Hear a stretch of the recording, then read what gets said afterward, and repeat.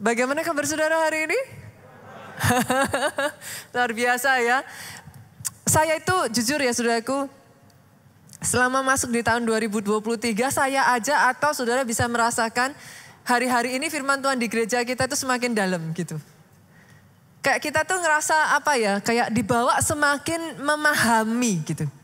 Semakin ngerti, semakin memahami, semakin bertumbuh. Hari ini saya akan masuk pada bagian yang ketiga, saudaraku, dari seri firman Tuhan The Way of Blessing. In case ini pertama kali saudara hadir di tempat ini, gereja kita itu setiap bulannya akan ada kayak seri firman Tuhan yang berbeda-beda. Dan bahkan di setiap serinya, saudaraku, dalam 1 tahun, ini seperti kayak kita building up layer gitu. Satu dengan yang lain itu berkesinambungan, jadi nggak bisa dipisahkan. In case saudara misalkan harus pergi atau saudara mungkin kemarin tidak mengikuti ya saudara, jangan lewatkan. Karena nanti kalau saudara lewatkan terus akan dibangun dan saudara akan bingung gitu. Jadi saudara bisa dengarkan di YouTube, saudara bisa ikuti ya. Nanti kalau saudara masuk lebih dalam, saudara akan bisa semakin memahami. Jadi orang Kristen itu akarnya dalam saudara. Rooted gitu. Kita ngerti why we do what we do. Apa yang firman Tuhan itu katakan gitu. Dan hari ini saya akan berbicara tentang bagian yang ketiga, the way of blessing, saudara. Bagian yang ketiga ini, saudara, kalau saudara perhatikan, dari minggu kemarin, ada satu ayat firman yang terus-menerus kita bahas, saudaraku. Terus-menerus pasti akan dibacakan. Yesaya 55, ayatnya yang ke-8 sampai ayatnya yang ke-9. Saya akan bacakan sekali lagi, saudara. Sebab rancanganku, masih ingat ayat ini? Bukan rancanganmu, jalanku bukan jalanmu bukan jalanku. Demikian firman Tuhan. Saya akan bacakan kepada saudara dari bahasa Inggrisnya, karena akan lebih jelas saudaraku. For my thought, jadi bukan rancangan ya, lebih tepatnya tuh pikiran. For my thought are not your thoughts, neither are your ways my ways, said the Lord. Pikiranku kata Tuhan, itu bukan pikiranmu. Demikian juga jalanku itu bukan jalanmu gitu. Ayat ini berlanjut di sana dikatakan, for as the heaven are higher than the earth. Sama seperti langit itu lebih tinggi dari bumi. So are my ways are higher than your ways and my thoughts are higher than your thoughts. Saudaraku. Itu bahasa Inggrisnya ngomong seperti itu saudaraku. Kenapa saya perlu mengingatkan saudara hal ini? Nanti saudara akan menemukan bahwa memang ya jalannya Tuhan sama jalannya kita itu beda saudara. Pikirannya Tuhan sama pikiran kita beda. Seringkali ada orang tanya sama saya, Pastor saya pokoknya pengen tahu jalannya Tuhan. Saya harus tanya dulu gitu, are you sure? Gitu kan. Karena seringkali kita tahu tapi nggak tahu Pak. Kenapa saya katakan demikian? Nanti waktu berjalan kita gini, loh kok Tuhan jalannya kayak gitu? Kan sudah dikasih tahu saudaraku. Memang jalannya beda. Pikiran Tuhan dengan pikiran kita itu beda. Bukan hanya beda saudara, jalannya Tuhan itu lebih tinggi. Itu sebabnya kadang, pernah nggak saudara ngalami, kayak kita tuh bingung, kok nggak bisa ngerti ya? Kok caranya kok gitu ya? Kita berpikirnya harusnya gini loh, yang penting pokoknya cepet gini gitu dan lain sebagainya. Tapi enggak, Tuhan itu lebih interest dengan prosesnya. Kita interestnya dengan hasil. Kalau Tuhan enggak, prosesnya buat Tuhan yang penting. Jadi kadang-kala buat kita tuh kok gitu sih Tuhan. Jadi kita kayak enggak nangkap gitu saudaraku. Itu sebabnya saya mengatakan hari ini saudara, pahami yang ini dulu. Saya kasih contoh mungkin simple kali ya saudaraku, simple. Beberapa waktu lalu juga saya sampaikan kepada saudara. Kalau semisalkan hari ini saya minta saudara di sini semua untuk menggambar bintang. Saya yakin kebanyakan dari saudara akan gambar segi 5. Betul ya? Kalau hari ini saya minta kepada saudara bukan cuma gambar bintang, tapi saya bilang, Bapak Ibu tolong diwarnain. Maka kebanyakan dari saudara akan color dia warna apa saudara? Kuning saudaraku. Tapi coba saya tanya, memangnya bintang itu begitu wajahnya saudara? Gak nggak begitu saudara, aslinya bintang nggak begitu. Tetapi kenapa kita gambar bintang segi 5? Keterbatasan kita dari bumi berusaha untuk melihat bintang yang ada di langit, saudara. Kenapa kita gambar segi 5? Karena kayak kita lihatnya tuh kayak pendaran cahayanya, saudaraku. Jadi kita gambarnya tuh kayak, ya itu seolah-olah kayak pendarannya.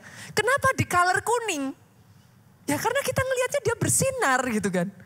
Kita color dia dengan warna kuning gitu. Tapi nanti saudara kalau lihat aslinya bintang mungkin bingung saudara. Kok beda ya? Seterbatas itu loh Pak, kita itu untuk memahami pikiran Tuhan. Karena memang dia higher than our thought. Sebelum saya membawa saudara lebih dalam, saya tanya dulu, are you sure saudara mau belajar jalannya Tuhan? Jangan-jangan nanti setelah belajar saudara, kok gitu pastor? Sesederhana, minggu lalu coba saudara. Kemarin yang khotbah di sini siapa ya? Ada Pak Yosi, ada Pak Obaja ya. Kemarin yang khotbah di sini. Minggu lalu kita sudah belajar salah satu kunci. The way of blessing, kunci sukses. Yang pertama ada yang masih ingat apa?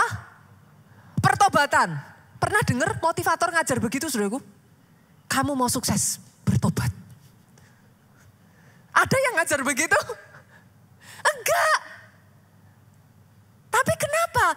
Karena jalannya, saya tuh semakin mempelajari ini ya, saya tuh amazed saudaraku. Tuhan itu kalau mengerjakan sesuatu, He's aiming for something that is lasting. Dia tuh enggak hanya sekedar kayak apa ya, dia tuh aiming sesuatu itu yang jangka panjang saudara. Itu sebabnya kadang sukar bagi kita memahami kenapa apa urusannya jalan sukses dengan pertobatan. Oh banyak urusannya saudara. Karena since the very beginning asal mulanya kemiskinan itu dosa. Manusia tidak pernah diciptakan demikian saudaraku. Manusia diciptakan dengan tanah yang baik awalnya Bu. Sampai manusia jatuh dalam dosa, tanah pun ikut dikutuk. Kalau kita bisa memahami asal muasalnya dari sana, kita jadi mengerti, ya betul jalan pertama harus bertobat dulu. Kalau saudara baca di dalam 2 Tawarim, maka saudara akan melihat di sana. Ketika umatku bertobat, berbalik dari jalannya, bukan hanya Tuhan akan mengampuni. Alkitab ngomong Tuhan akan memulihkan negerimu. Bahasa Inggrisnya aslinya saudaraku, I will heal your land. Tapi kalau saudara belajar tentang ilmu sukses tidak akan diajarkan seperti itu. Kita akan belajar, yes ada banyak orang punya teori di dalam sukses saudaraku. Kerja keras, yes kita setuju dalam hal itu. Yang setuju katakan amin gitu kan. Harus saudara. Bukan hanya kerja keras pastor. Bukan hanya work hard tapi work smart. Kita pun setuju akan hal itu saudaraku. Tapi there is much more than that. Yang mengerti katakan amin saudara. Hari ini saudaraku saya akan melanjutkan dari poin minggu-minggu yang lalu. Jadi in case kalau saudara minggu yang lalu gak hadir, saudara nanti ikutin terlebih dulu di YouTube. Supaya saudara gak ketinggalan. Maksudnya pastor apa? Kok pertobatan? Kok ini? Kok itu? Dengerin dulu yang minggu lalu saudaraku. Supaya saudara tidak tertinggal gitu. Kenapa? Karena nanti hari ini saya akan bring deeper lagi. Makanya saya tanya dulu, are you sure? Saudara beneran mau belajar jalannya Tuhan? Yakin?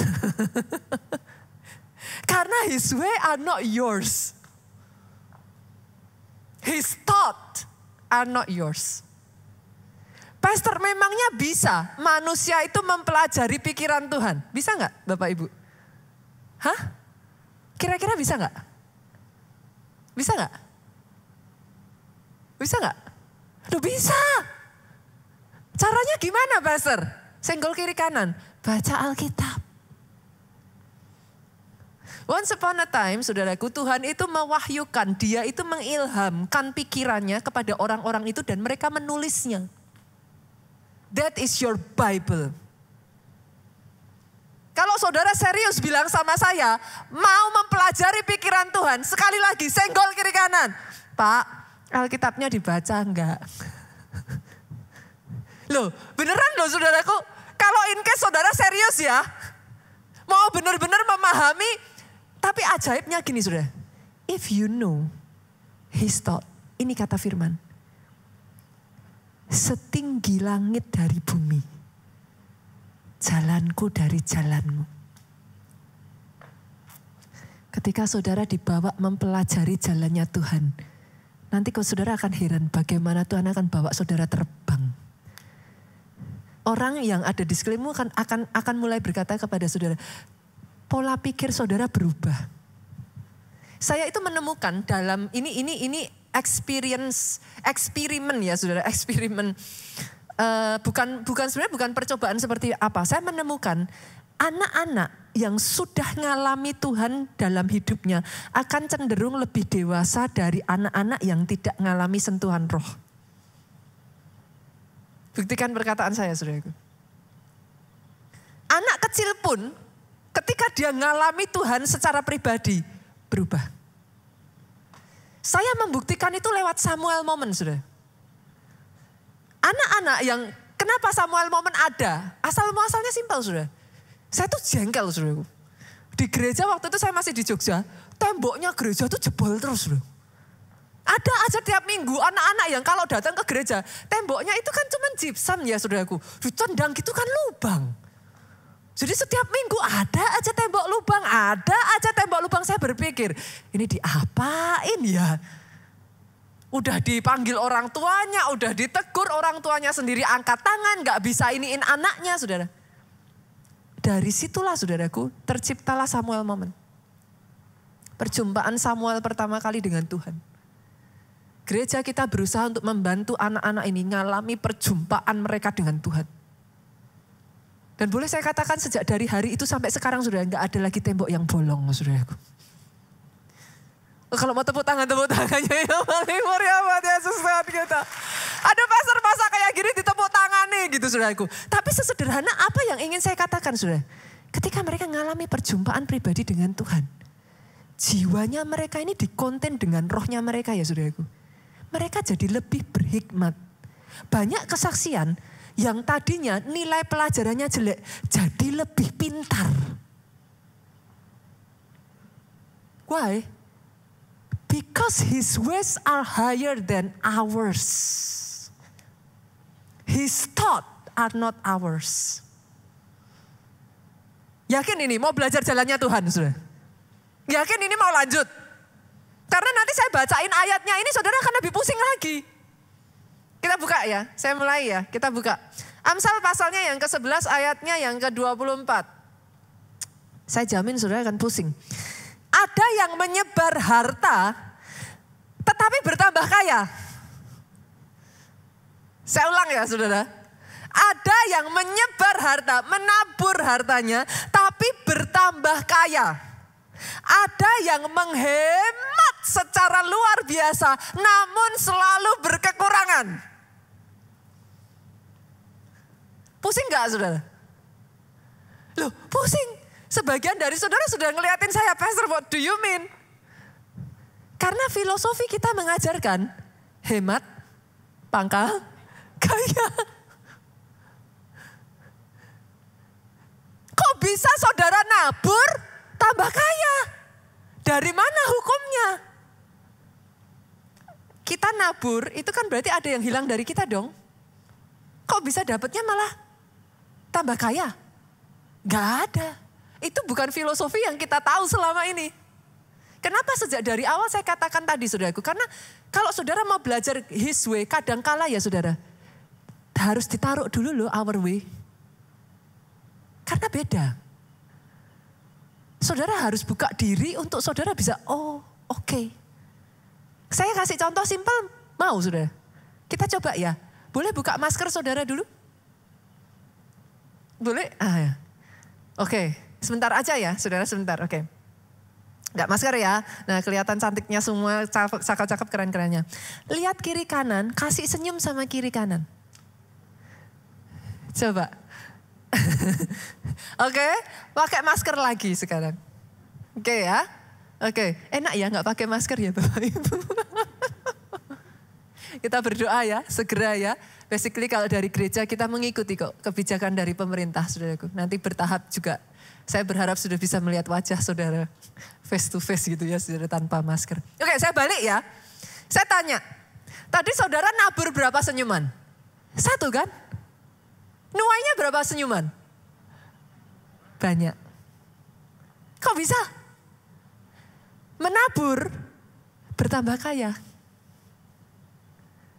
Saudara harus tahu hukumnya Tuhan itu beda sama hukumnya manusia. Kok curang? Naburnya 1 kok dapatnya banyak? Yang mengerti katakan amin. Saya menemukan dalam kehidupan saya juga, saudaraku. Saya itu berjumpa dengan orang-orang yang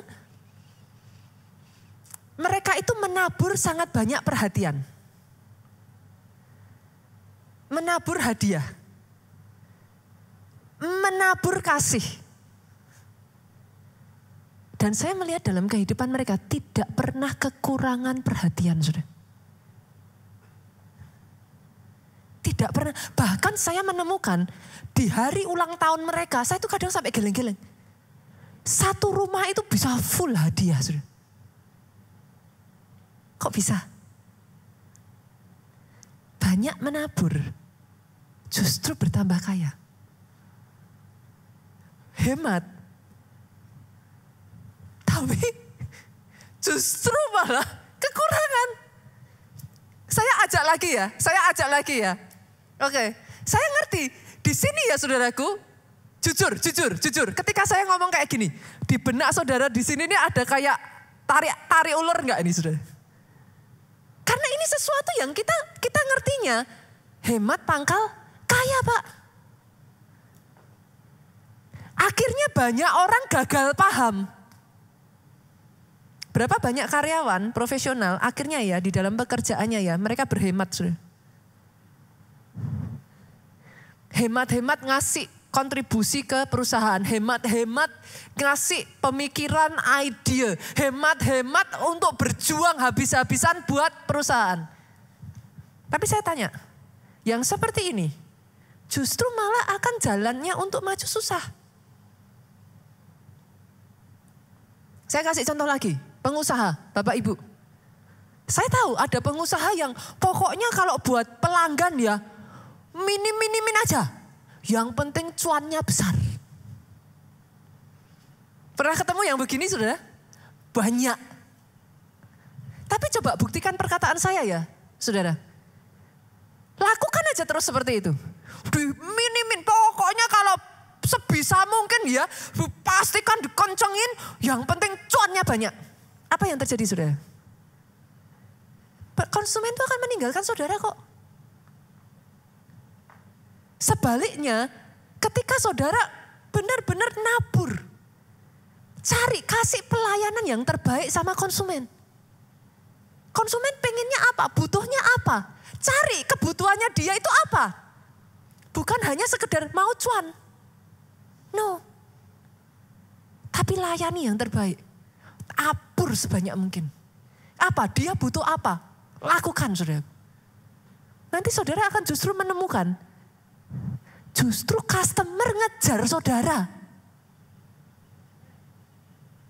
Duh, buktikan perkataan saya saudaraku.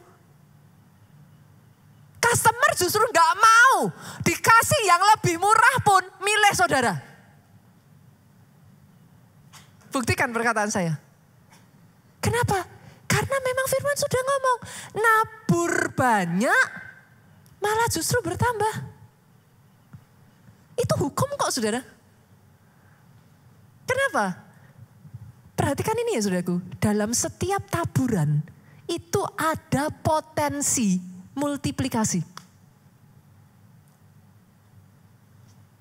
Hukumnya di mana pastor? Saya bukain. Yuk kita lihat ya. Nanti saya ajak saudara itu, saudara harus bisa nangkep ini dulu. Yang jadi masalah kadang ya saudaraku, saya tuh berharap gini. Boleh nggak gereja keluarga Allah, jemaat itu kita belajar sehat. Sepakat Bapak Ibu? Kebenaran harus diajarkan. Yang mengerti katakan amin. Yang jadi masalah kadangkala selalu akan ada yang memanfaatkan itu dengan tujuan yang gak baik. Akhirnya banyak jemaat terluka, sedikit-sedikit kalau udah bicara menabur udah langsung hold back. Betul? Pikirannya udah negatif dulu. Ini pendetanya mau bawa kemana nih? Kan gitu. Tapi dengar ini saudaraku, hukum adalah hukum. Di gereja kita dalam hal ini saya mengajarkan, that is the truth. Di dalam sebuah taburan itu ada potensi pelipat gandaan. Saya buktikan ya saudara. Oke, kita buka. Yuk, Yohanes pasalnya yang ke-12 ayatnya yang ke-24. Aku berkata kepadamu. Alkitab ngomong gini.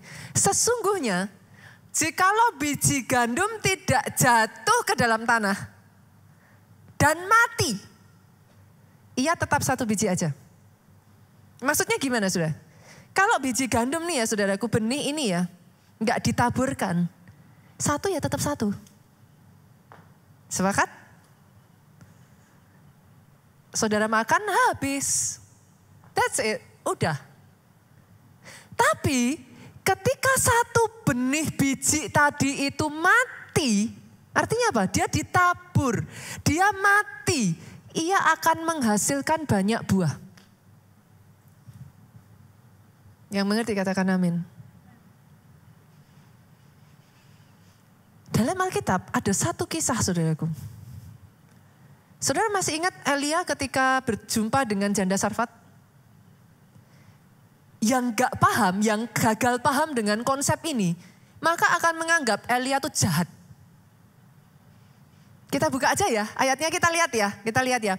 Kita buka dalam satu Raja-Raja pasalnya yang ke-7 ayat 10 sampai ayat 14. Saya bacakan ya. Boleh bantu saya enggak Bapak Ibu? Boleh ya, kita bergantian, ayat 10 saya baca, ayat 11 saudara baca, kita bergantian. Sesudah itu ia bersiap lalu pergi ke Sarfat, Elia ya saudaraku. Setelah ia sampai ke pintu gerbang kota itu, tampaklah di sana seorang janda sedang mengumpulkan kayu api. Ia berseru kepada perempuan itu, katanya, cobalah ambil bagiku sedikit air dalam kendi supaya aku minum. Ayat 11 dengan suara keras, 2, 3. Ketika perempuan itu pergi mengambilnya, cobalah ambil bagiku sepotong roti. Perempuan itu menjawab, waktu diminta ambil air dia ambilin, waktu diminta ambil roti dia jawab, demi Tuhan Allahmu yang hidup. Sesungguhnya tidak ada roti padaku sedikit pun, kecuali segenggam tepung dalam tempayan dan sedikit minyak dalam buli-buli. Yang dia punya itu saudaraku. Segenggam tepung dalam tempayan, sedikit minyak dalam buli-buli. Oke. Dan sekarang aku sedang mengumpulkan 2-3 potong kayu api. Kemudian aku mau pulang mengolahnya bagiku. Yang dikatakan janda ini sangat betul sekali. Dia tahu itu dengan pasti. Aku akan mengolahnya bagiku dan bagi anakku. Dan setelah kami memakannya, kami akan mati. Itu hukumnya saudaraku. Benih, selama saudara makan, pasti habis. Saudara pernah nggak ngeliat petani yang setiap kali dia menuai, dihabisin dimakan? Pernah nggak? Nggak boleh. Petani kalau dia sudah nabur, dia menuai, ada yang dia makan, tapi harus ada yang dia tabur. Kenapa? Hanya ketika itu ditabur, dia akan membawa multiplikasi, saudara. Elia tahu hal ini. Dia tahu kalau janda ini mengolah segenggam tepung, sedikit minyak dibuli, dia makan habis. Dia akan mati. Benar, memang dia akan mati. Tapi lihat apa yang Elia lakukan, ayat 13 sampai 14 saudaraku. Elia berkata kepadanya, ini nanti saya akan jelaskan kepada saudara, jangan takut. Saya akan jelaskan nanti saudaraku, kenapa Elia berkata seperti ini. Jangan takut, pulanglah, buatlah seperti yang kau katakan. Jadi Elia ngomong, iya benar, udah benar. Kerjakan aja yang tadi kamu mau lakukan. Tapi Elia ngomong gini, buatlah lebih dulu bagiku sepotong roti bundar kecil daripadanya. Bawalah kepadaku, kemudian barulah kau buat bagimu dan bagi anakmu. Lihat. Kenapa Tuhan menciptakan hukum tabur tuai, saudara? Lihat, saudara. Ayat 14 ini ngomong kayak gini, sebab. Kalau saudara menemukan kata sebab, itu artinya ada tujuannya, saudaraku. Kenapa kok disuruh sama Elia begitu? Kita baca ya ayat 14. Sebab beginilah firman Tuhan Allah Israel. Tepung dalam tempayan itu tidak akan habis. Minyak dalam buli-buli pun tidak akan berkurang. Sampai pada waktu Tuhan memberi hujan ke atas muka bumi. Yang mengerti aminnya yang paling keras. Ketika dia ditaburkan. There is a potential dari benih itu, saudaraku, yang membuat dia berlipat ganda. Dan itu yang memeliharakan janda ini, saudara. Sampai hari Tuhan menurunkan hujan. Beberapa waktu yang lalu, saudaraku, saya tuh mendengar satu cerita yang buat saya itu cukup unik, saudara. Sekalipun saya dalam kehidupan saya mengalami itu berulang kali, saudaraku. Nanti saya akan ceritakan kepada saudara. Tapi satu kali saya mendengar kesaksian dari seorang hamba Tuhan yang khotbah di gereja kita. Saudara masih ingat Pastor Gideon Munte? Masih ya? Sering diundang juga ke gereja kita. Satu kali, saudaraku, Pastor Gideon Munte itu calling Pak Jo gitu. Kita manggilnya tuh bro gitu kan, bro sis gitu kan. Bro, boleh nggak saya mau ketemu sama bro gitu, sama sis gitu. Oh boleh, cuman kita agak heran aja, saudaraku, karena biasanya kita ketemu itu dalam rangka dia khotbah di sini, habis itu kita fellowship gitu kan. Nah kali ini tuh dia datang, maksudnya nggak dalam rangka khotbah di gereja kita, cuman pengen ketemu gitu. Jadi buat saya tuh kayak kenapa ya kayak gitu? Kenapa mau ketemu gitu kan? Oke, saya katakan sama Pak Jo, ayo it's okay, gak apa-apa, udah lama gak ketemu juga, kita fellowship. Ngobrol punya ngobrol, saudaraku, kita makan sama-sama, terus setelah itu kita ngobrol, selesai, dia minta waktu, boleh gak saya ngomong serius sebentar, dia bilang. Oh boleh, gak apa-apa, it's okay. Tiba-tiba, saudaraku, dia keluarkan satu wadah gitu, saudaraku, kayak seperti kayak plastik gitu. Dan dia sampaikan kepada saya dan Pak Jo, bro, sis, saya digerakkan Tuhan untuk menabur dalam kehidupan bro dan sis. Saya kaget, saudaraku. Karena saya tahu bagaimana keadaan dari Pastor Gideon pada saat itu. Selama kami makan bersama, dia menceritakan bahwa dia sedang ada di dalam situasi yang sukar. Ada satu hal yang terjadi di dalam kehidupan dia sehingga akhirnya dia mengalami satu masa yang gak gampang. Dan itu adalah masa yang sukar buat dia. Jadi ketika dia mengatakan itu kepada saya dengan Pak Jo, saya directly respon saya adalah enggak usah. Jangan, karena saya tahu dia sedang ada di dalam masa yang enggak gampang, saudaraku. Saya dengan sengaja ngomong sama Pak Jo, jangan bro, it's okay, jangan. Tapi dia ngomong, bro, dengerin dulu. Nah dia mulai cerita. Dia cerita, saudaraku, dia justru cerita. Dia ngomong sama kita, saudara. Ini adalah yang terakhir yang saya punya. Saya dengan istri berdoa. Kalau saya habiskan, maka setelah itu kami tidak punya apa-apa lagi. Kami berdoa dan kami sepakat, kami mantap, kami mau menabur di dalam pelayanan bro dan sis. Saudara, kalau jadi saya, lebih gak enak lagi tuh, saudaraku. Justru ketika dia ngomong seperti itu, saya lebih lagi ngomong, jangan. Ambil aja, maksudnya bro lebih butuh dari kita gitu. Lebih gak enak dong Pak udah diceritain begitu. Kan, masa kita terima? Saya justru ngomong jangan. Udah, gak apa-apa, bro lebih butuh daripada kita gitu. Tapi dia bersikukuh, saudaraku. Dia ngomong, bro, sis, denger dulu. Kita paham dan tahu Kalau benih ini saya habiskan, maka tidak akan mendatangkan apapun. Saya sepakat dengan istri, kami mau tabur dalam kehidupan bro dan sis. Itu saya jujur ya saudaraku, lucu gitu. Jadi kayak tarik ulur saudara. Karena jujur kalau buat saya itu jadi beban saudara. Karena saya tahu kondisinya. Tapi intinya singkat cerita dia bersikeras saudaraku, akhirnya kami terima. Tapi pada saat itu kami berdoa, Tuhan Engkau yang mengerjakan sesuatu di dalam kehidupannya. Kalau Tuhan yang berbicara atas kehidupannya, Tuhan yang mengerjakan atas kehidupannya saudaraku. Saya harus garis bawahi ya saudara, jangan copy paste ya. Jangan copy paste ya. Setiap orang punya cara Tuhan berbeda-beda ya saudaraku. Singkat cerita saudaraku, dia sudah tabur, dia pulang. Dia berasal dari Medan, dia pulang. Mereka bersuka cita, suami istri ini bersuka cita. Istrinya calling saya, thank you loh sis sudah diterima. Saya tuh malah jadi gak enak sekali saudaraku. Waduh gitu kan. Gimana ya, lebih nyenenginnya lagi. Gak berapa lama kemudian pandemi saudaraku. Saya tuh langsung, Tuhan kan gitu saudara. Ini pandemi. Dia cerita sama saya bahwa that is the last that he has. Sekarang pandemi. Itu benar-benar saya tuh datang sama Tuhan your way gitu. Saya benar-benar udah kayak di masa pandemi saudara semua tahu. Gereja berapa lama tutup saudaraku. Kita harus melakukan hanya bisa secara online. Saya tahu it's not an easy time buat mereka saudaraku.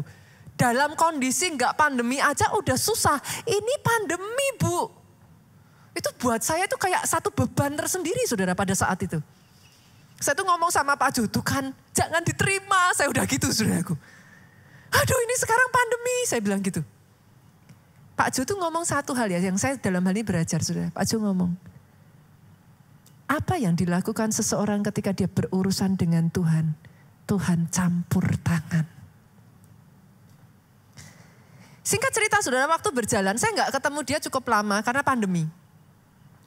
Sampai sekian waktu yang lalu saudara tahu Pastor Gideon datang ke gereja kita. Kita ngobrol saudara. Dan saya kaget. Dia bercerita, kan kita tanya, saya jujur penasaran saudara, saya tanya. Bro, kemarin gimana itu ceritanya? Kan saya tanya saudaraku. Terus bro gimana? Saudara tahu apa yang dia ceritakan saudara? Dia sambil senyum, dia ngomong, bro dan sis gak usah khawatir. Sejak saya menabur, tiba-tiba apa yang tadinya saya dengar cerita dari bro dan sis terjadi di gereja keluarga Allah.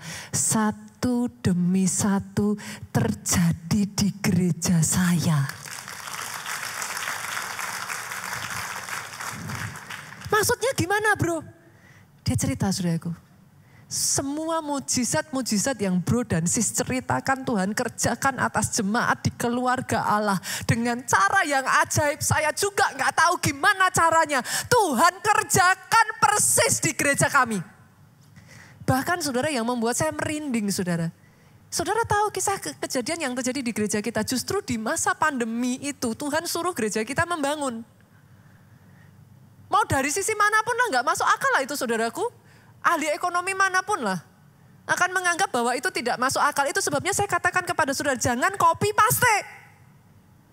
Itu urusan antara kita sama Tuhan. Saudara tahu apa yang terjadi buat dia saudaraku? Dia yang bercerita kepada saya, kondisinya benar-benar that is the last thing he has. Dia sudah gak punya apa-apa lagi, keadaannya sedang sangat berat sekali saudara. Saudara tahu, yang terjadi di gereja kita bangun. Gerejanya juga bangun.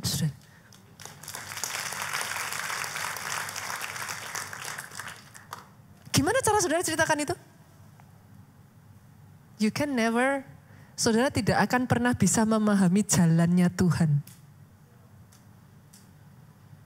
Bahkan yang saya kaget saudaraku, dia juga cerita sudah jadi tempatnya. Sama seperti persis yang terjadi di gereja kita. Tuhan kerjakan atas kehidupannya. Justru di selama masa pandemi itu dia berkata, kalau saat itu apa yang saya punya terakhir saya habiskan, that's it. Tapi ketika Tuhan berbicara, kami taat. Dia ngomong, saudara. Tuhan kerjakan karya yang di luar nalar pikiran kami. That is what I call the wonder of sowing, saudara. Keajaiban dari menabur. Tapi sama-sama menabur, boleh nggak saya mengajak saudara untuk bisa menabur dengan cara yang benar, saudara? Sepakat ya? Kalau nabur nggak boleh ngawur. Nabur harus benar caranya. Yang pertama, saya akan bagikan saudara. Yang pertama, sadari bahwa semua yang kita miliki itu berasal dari Tuhan. Jujur, boleh nggak saya ajak saudara kita open? Apa yang membuat orang berat untuk nabur? Apa saudara? Ya karena itu merasa itu milik kita kan. Kalau kita tabur hilang. Betul? Itu sebabnya seringkali di area ini saudara. Sangat sukar. Untuk kita nabur. Saudara cek dalam gereja. Kalau sudah berbicara urusan seperti ini. Tarik-tarikan tuh saudara. Tapi kalau bicara yang lain. Nothing happen. Kenapa? Karena kita merasa it belongs to us. Saya tuh belajar dari satu pribadi ya saudara, namanya Raja Daud. Saya nggak tahu ya saudaraku, semakin saya mempelajari kehidupan Daud ya, buat saya itu dia itu mengerti satu understanding yang amazing gitu. Satu kali saudaraku, dia taburkan semua harta kekayaannya. Untuk membangun rumah bagi Tuhan yang mana notabene saudaraku. Dia tidak hidup untuk melihat rumah itu. Saudara. Daud tuh ngomong sama Tuhan, Tuhan boleh nggak? Itu kayak, saya tuh bisa ngerasain ya, Tuhan tuh waktu pertama dengar Daud ngomong gitu tuh kayak struck, kaget gitu. Saudara. Kebayang nggak saudara, Tuhan yang He is all knowing, Tuhan itu maha tahu loh saudara. Tidak ada satupun di muka bumi ini yang dia nggak tahu. Yet itu menyentuh hatinya Tuhan. Ada satu manusia yang kepengen membangunkan Tuhan sebuah rumah. Coba saudara bayangkan dari sudut pandangnya Tuhan ya saudara. Itu tuh kayak kita ngelihat anak kita ya. Mau ngelakuin sesuatu dengan kapasitasnya dia dan itu menyentuh orang tua. Tuhan itu tanpa batas loh saudara. Dia nggak bisa konten, dia itu tidak masuk di dalam rentang waktu dan ruang. How can a human being wants to make a house for him? Begitu tersentuhnya Tuhan, saudara. Daud itu minta sama Tuhan, kasih aku kesempatan membangun rumah buat engkau Tuhan. Tapi Tuhan ngomong gak bisa, tanganmu berlumuran darah. Anakmu yang nanti akan membangun rumah itu. Begitu kepinginnya Daud sampai dia tuh memastikan nanti anakku kalau gak berpengalaman gimana. Nanti kalau anakku ternyata gak jadi bangun gimana. Dia berikan semua yang dia punya sudah. Memastikan supaya rumah itu terbangun sekalipun dia gak lihat rumah itu. Tapi lepas dari itu semua apa perkataan Daud? Kita lihat ya saudaraku. Kita buka yuk 1 Tawarik 29 ayatnya yang ke-16. Oh, perkataan Daud ini ya saudaraku, buat saya ya, satu pribadi ini tuh spesial lah saudara. Daud itu tuh somehow ya, dia tuh tahu gitu. Hatinya Tuhan. Ya Tuhan Allah kami, segala kelimpahan bahan-bahan yang kami sediakan ini, untuk mendirikan bagimu rumah bagi namamu yang kudus, adalah dari tanganmu. Saya tanya saudara, itu uangnya siapa? Uangnya Daud. Dia kasih itu. Tapi setelah dia lakukan itu dia bilang itu dari tanganmu sendiri. Punyamulah segala-galanya. Manusia gak memahami konsep ini sudah. Konsep yang manusia pahami adalah yang sedikit yang saya punya, it's mine. Dipegangin sudah. Tapi justru ketika saudara lepas itu, what's the pig that belongs to him, he give to you. Dalam taburan ada potensi pelipat gandaan. Nanti saya akan lanjutkan supaya saudara nggak salah mengerti dan supaya saudara nangkepnya utuh ya saudaraku. Yang kedua saudara, ketika saudara menabur, yang pertama pastikan saudara menyadari everything that we have belongs to him.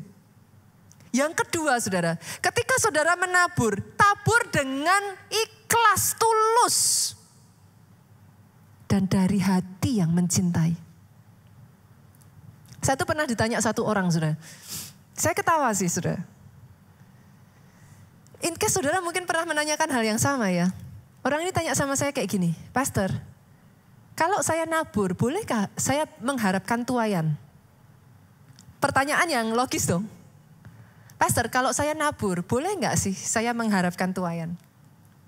Saya ketawa saudaraku. Terus dia tanya lagi sama saya, Pastor sendiri sudah berapa kali nabur? Pastor sudah pernah ngitung enggak? Pastor naburnya berapa?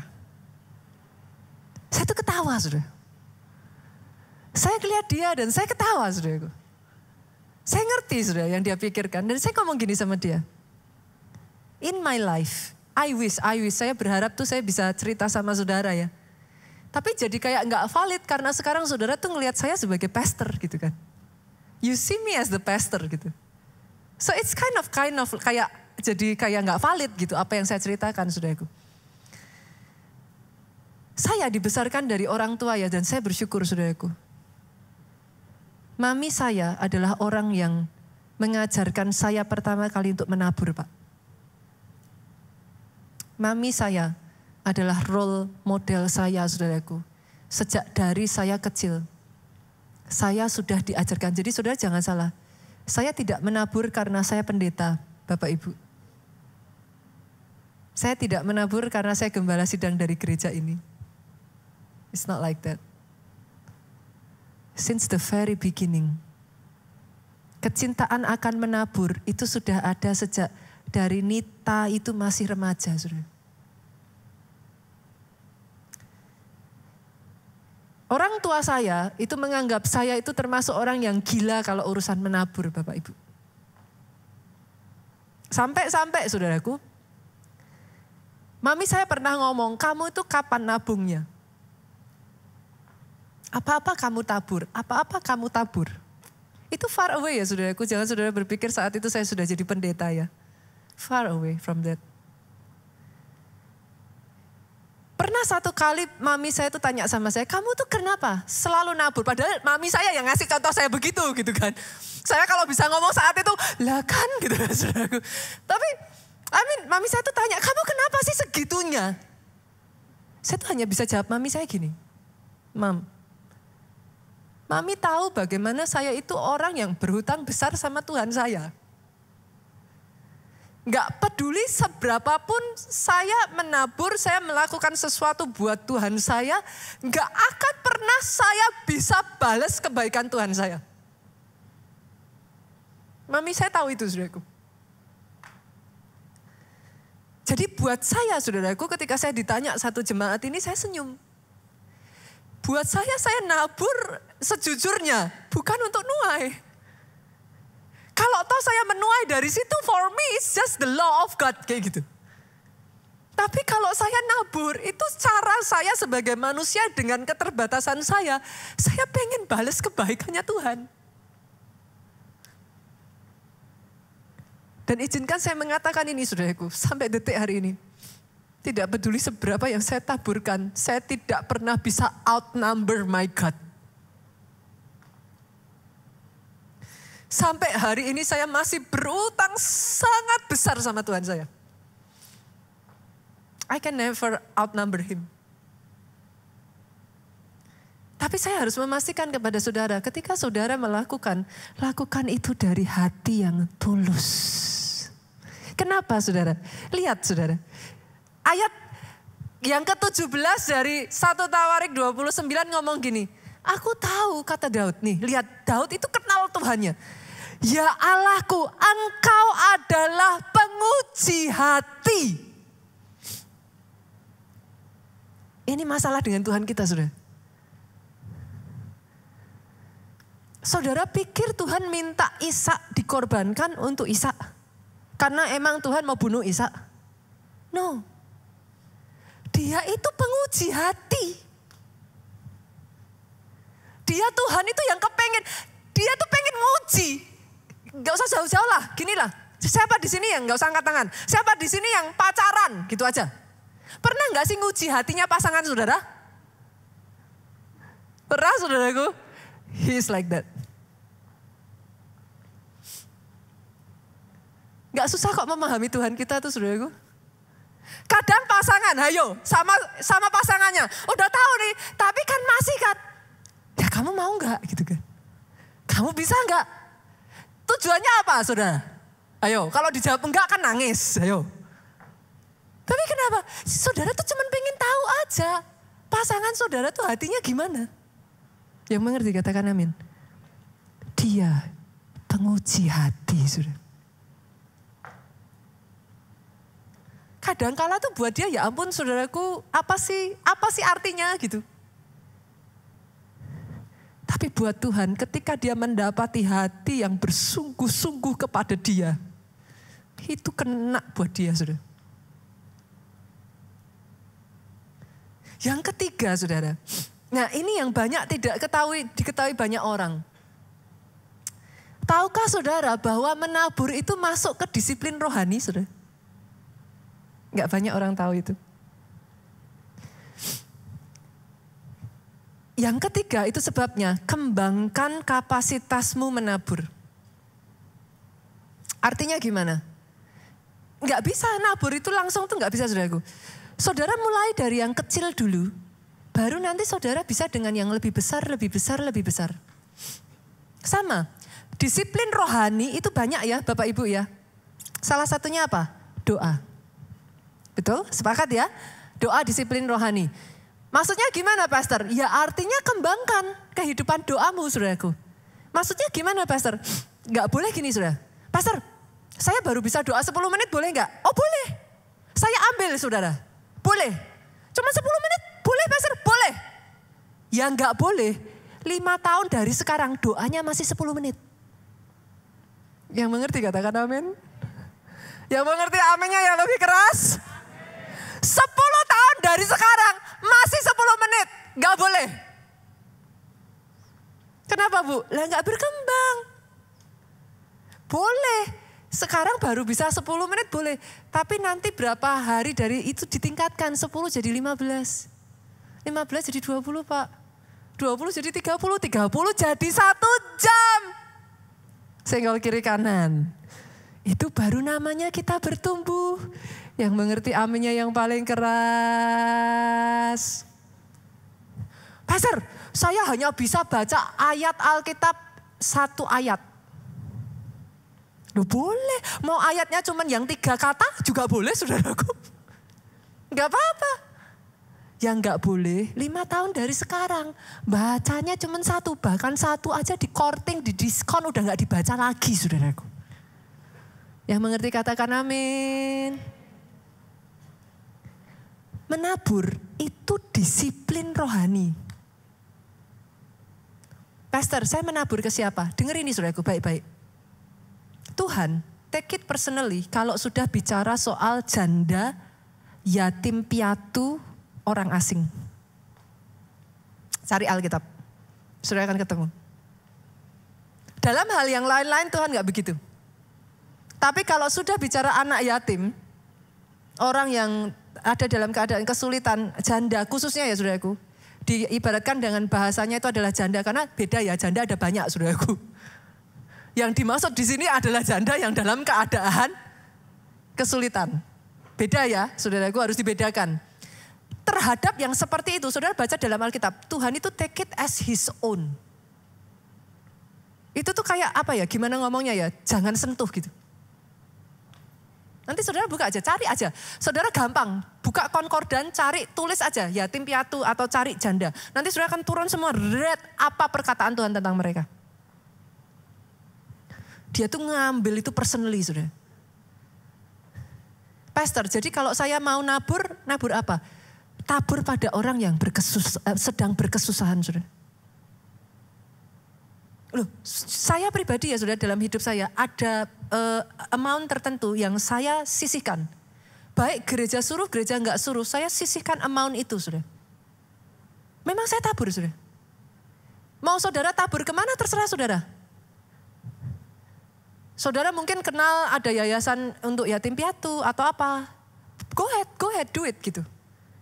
Atau saudara mungkin tahu atau bahkan ada di antara saudara, nah ini saudara, kalau bahkan ada di antara saudara yang memang devoted membangun rumah yatim piatu. Kalau saudara dipanggil Tuhan ngelakuin itu, do it. Gereja kita coming soon saudaraku. Segera, nanti di tempat pusat kegeraan Roh Kudus yang di kota Solo. Kita akan membangun tempat untuk benar-benar dari orang-orang yang yatim piatu, janda itu dipeliharakan di sana. Jadi itu nanti akan kita lakukan saudaraku. Kalau saudara tergerak untuk itu, come on, ayo join. Saya lebih dari happy. Bahkan kalau saudara sudah ada, pastor saya ada. Saya punya anak-anak asuh saya. Bagus. Kerjakan saudaraku, do it. Yang kedua, nabur ke siapa Bapak Ibu? Saya nggak tahu ya, apakah kalau saya ngomong kayak gini saudara bisa paham ya. Tabur ke orang tuamu. Oh yes saudara, yes. Jangan pernah berpikir karena saudara nabur ke orang tua saudara, saudara bisa atur orang tua saudara.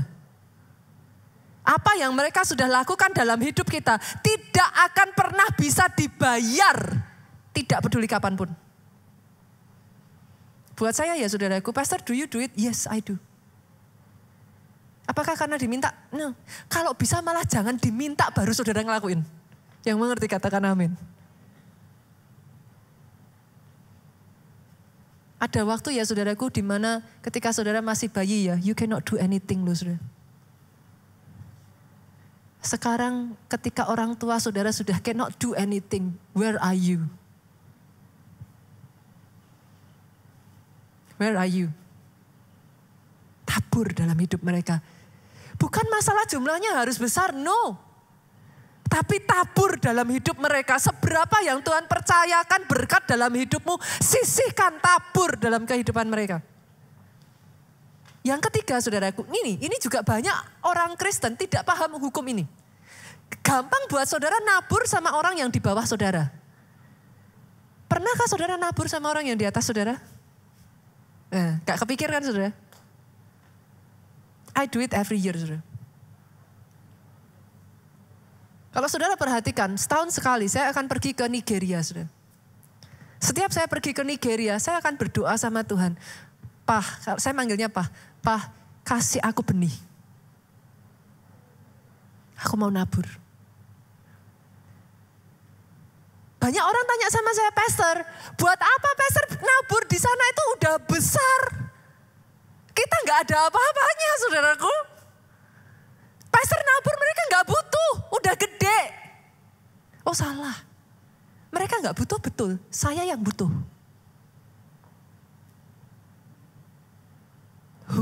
Hukum Alkitab itu nggak pernah salah saudara. Di dalam taburan itu ada potensi pelipat gandaan. Saudara harus paham itu. Semakin saudara pegang, saudara harus tahu itu. Dia nggak bisa berlipat ganda. Taburkan kemana? Saya taburkan, kenapa saya taburkan ke sana saudara? Saya tahu, I recognize, I acknowledge the anointing yang reside di sana saudara. I acknowledge it. Saya menabur. Justru ketika saya menabur, hal yang sama yang dikisahkan oleh Pastor Gideon. Apa yang terjadi di Nigeria, terjadi di Indonesia. Terjadi di gereja kita. I acknowledge the anointing, saudara. Yang berikutnya, tabur kemana? Tabur ke usaha saudara. Kalau kerja, jangan dihabisin semua. Kerja tiap bulan, hasil berapa habisin. Bahkan lebih besar pasak daripada tiang. Bukan cuma dihabisin. Apa saudaraku?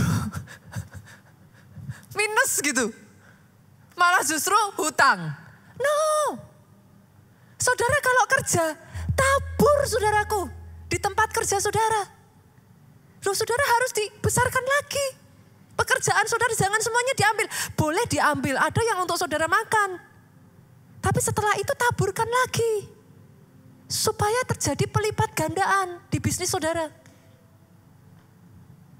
Gak bisa saudara kerja, makan aja semuanya, habisin aja semuanya. Gak bisa, gak akan berkembang saudaraku. Yang berikutnya lagi apa? Tabur di dalam pekerjaan Tuhan. Sekali lagi tadi saya katakan kepada saudara, saya berharap ya saudara bisa paham dan nangkep maksud saya. Gereja ini mengajarkan balance, keseimbangan. Apa yang kebenaran saya harus ajarkan.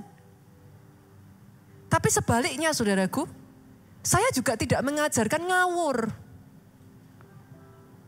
Pastor, apakah saya harus tabur di pekerjaan Tuhan? Yes, gereja kita ada yang namanya janji iman. Betul? Kemarin tahun lalu kita mengadakan janji iman dan puji Tuhan. Gedung kita di Jakarta sudah selesai ya, Bapak Ibu ya. Boleh kita kasih tepuk tangan? Setidaknya tahap sekarang ini ya saudaraku sudah bisa dipakai, satu demi satu sudah diselesaikan. Next gereja kita akan membangun saudaraku yang di kota Solo. It will be huge. Nanti saudara akan menemukan di sana ya saudaraku, bukan hanya rumah yatim piatu.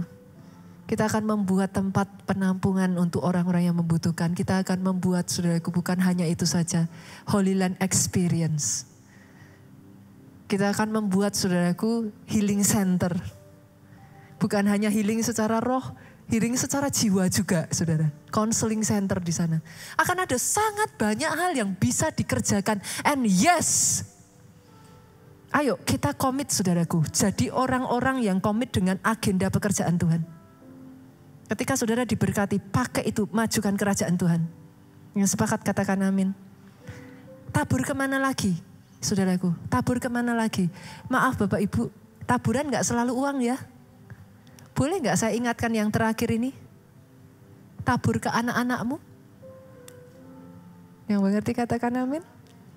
Jadilah orang tua yang bertanggung jawab. Sepakat? Pikirkan masa depan anakmu. Perjuangkan mereka anak-anakmu.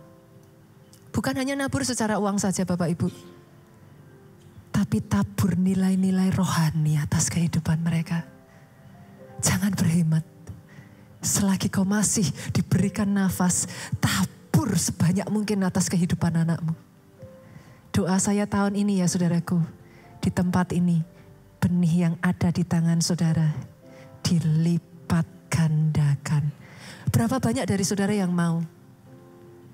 Berapa banyak yang mau mengangkat di hadapan Tuhan? Tuhan, aku mau komit menjadikan menabur sebagai disiplin rohaniku.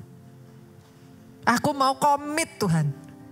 Aku gak mau hanya jadi orang yang hanya bisa spend, habiskan. Aku, diriku, no.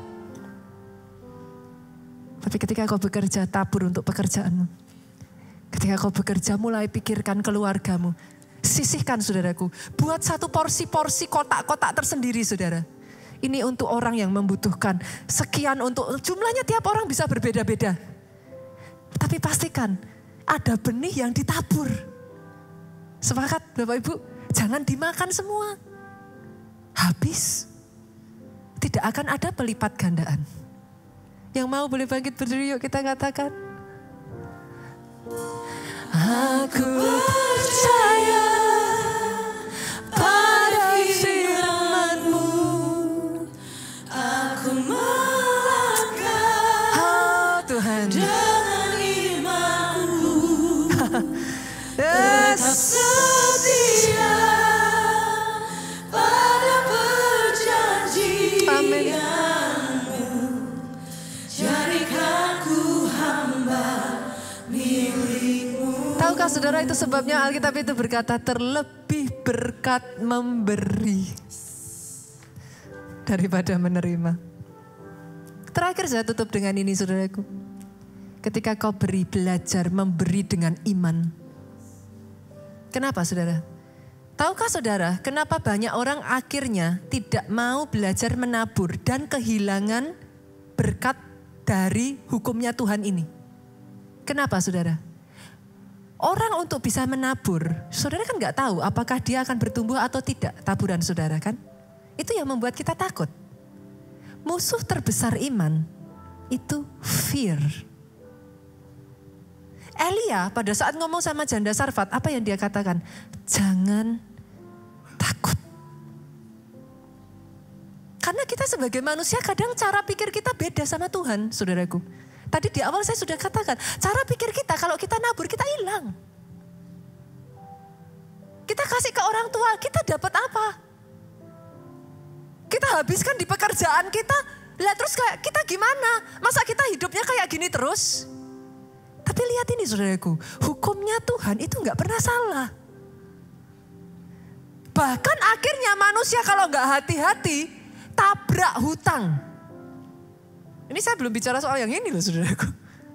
Akan ada sangat banyak nih yang langsung nih, aduh gitu kan.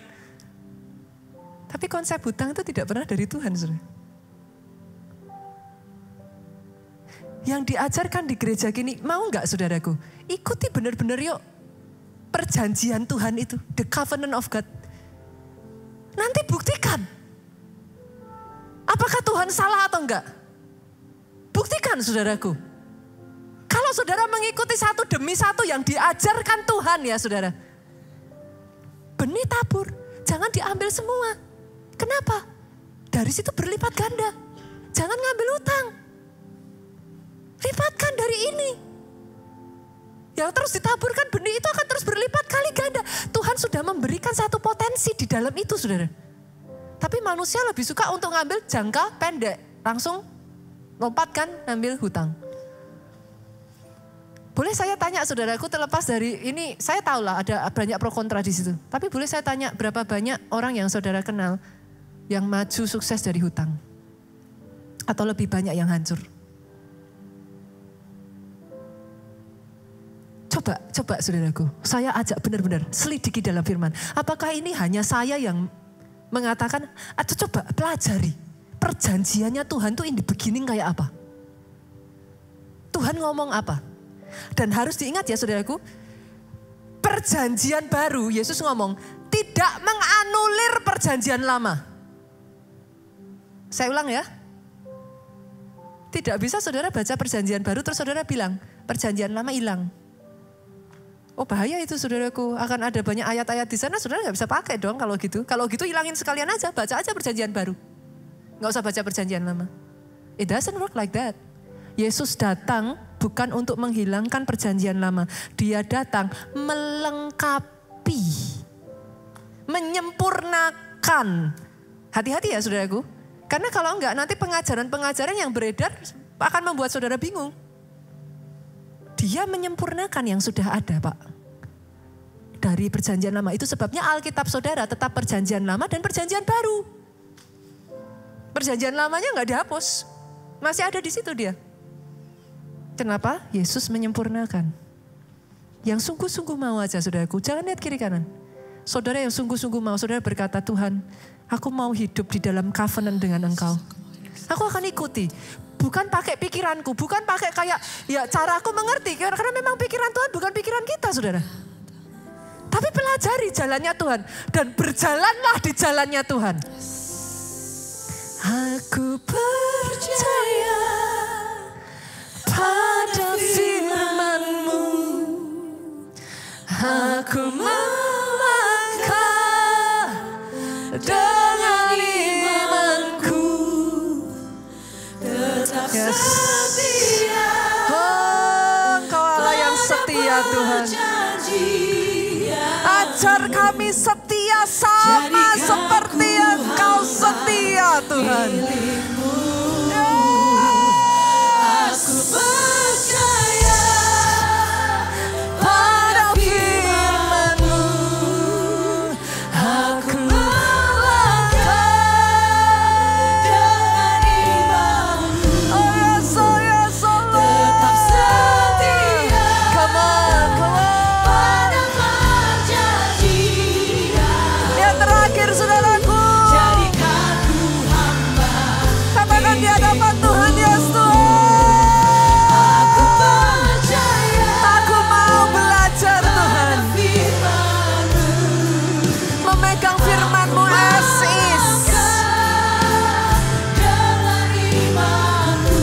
tetap setia Tuhan.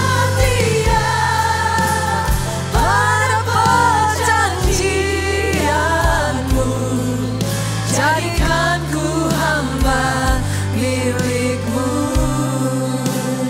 Tetap setia pada perjanjian. Yesus Tuhan, Yesus Tuhan, jadikan ku hamba milik-Mu. Angkat kedua tanganmu saudaraku. Diberkati saudara oleh Tuhan. Amin. Diberkati keluargamu oleh Tuhan. Amin. Oh yes, diberkati keluar masukmu saudaraku. Yes, amin. Tangan yang kau angkat tinggi-tinggi diberkati tangan itu. Amin. Sehat tubuhmu, Yes. panjang umurmu. Amin. Tidak akan pernah engkau kekurangan dengan kesaksian tentang betapa baiknya Tuhan itu dalam kehidupanmu. Amin. Pulang dengan membawa sukacita, damai, sejahtera Allah Bapa, cinta kasih putranya. Persekutuan di dalam rohnya yang kudus sekarang sampai selama-lamanya. Kau yang diberkati katakan dengan suara yang paling keras. Amin.